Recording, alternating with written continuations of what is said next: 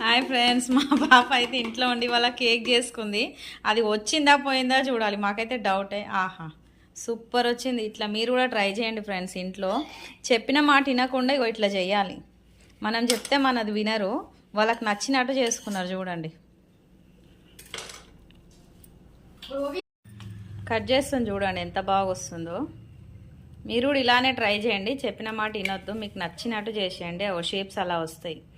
కొత్త రకం క్రియేటివిటీ అనమాట ఇది మా పాపది. ముగ్గేస్తుందండి చూడండి, ముగ్గులా కట్ చేస్తుంది. తీయి, ఇంకా వచ్చేసింది కదా. తీ, కింద నుండి తీయ ఒకటి. అరే, ఇంత మొండి పిల్లలండి చూడండి, చెప్పిన మాట వినకుండా. అదిగో